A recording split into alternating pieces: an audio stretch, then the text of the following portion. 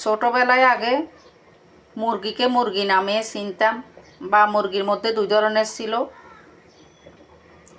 মানে মুরগি আর মোরগ, পুরুষ আর মহিলা। এখন মুরগি কত রকমের নাম মুরগির।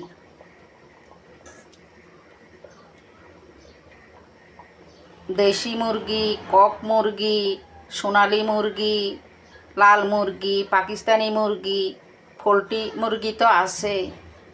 তো এই যাক, এটা আজকে দেশি মুরগি বলে বিক্রি করলো, আসলে কি মুরগি জানি না।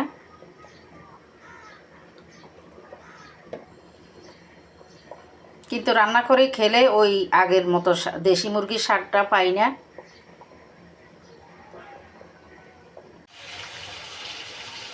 দেশি মুরগি দিয়ে আলু দিয়ে ঝোল করব, পাতলা ঝোল।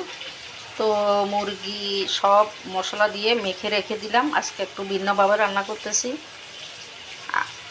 10 মিনিট রেখে দিচ্ছি ম্যারিনেট করে। এখান থেকে এবার আলু ভেজে নিচ্ছি, আগেই মুরগিতে দিয়ে দিব। তো চুলোতে কড়াই দিয়ে দিলাম, তেল দিয়ে দিলাম।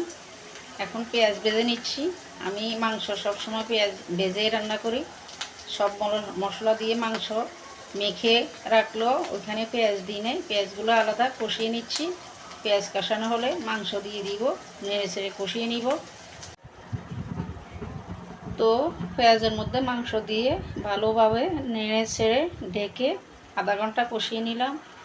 বলে রাখি, এগুলো কিন্তু দেশি মুরগি। দেশি মুরগির পাতলা ঝোল করবো আলু দিয়ে। তো এবার ঝোল দিয়ে দিব। গরমে একটু ঝোল থাকলে ভালো লাগে তরকারি, তো এই জন্য একটু পাতলা ঝোল করে মুরগি করলাম। তো গরমে রান্না করে থাকা অনেক কষ্ট, তাই বেছে বেছে শর্টকাট কিভাবে রান্না করা যায় সেটাই মনে করিয়ে রান্না করতেছি। তো আমাদের মা জেঠিরা দেখতাম এভাবে মুরগি রান্না করতো, মানে সব কিছু মেখে তারপরে কষিয়ে, কতক্ষণ কষিয়ে জল দিয়ে রান্না করে ফেলতো। তো গরমের জ্বালায় আজকে ওইভাবেই রান্না করতেছি। রান্না করতে করতে আগের কথা মনে পড়লো। আগে যেভাবে রান্না করতো, ঘরের পালা মোরগ ছিল বা কারো থেকে কিনে নিল আশেপাশ থেকে, দেশি মোরগ ছিল পালা, বা বাজার থেকে কিনলেও পালা মুরগি পাওয়া যেত। ওগুলোর স্বাদ অন্যরকম হতো।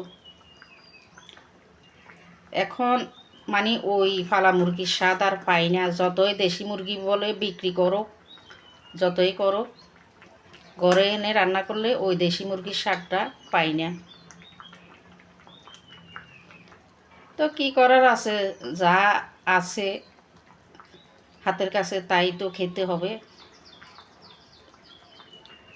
এই আর কি।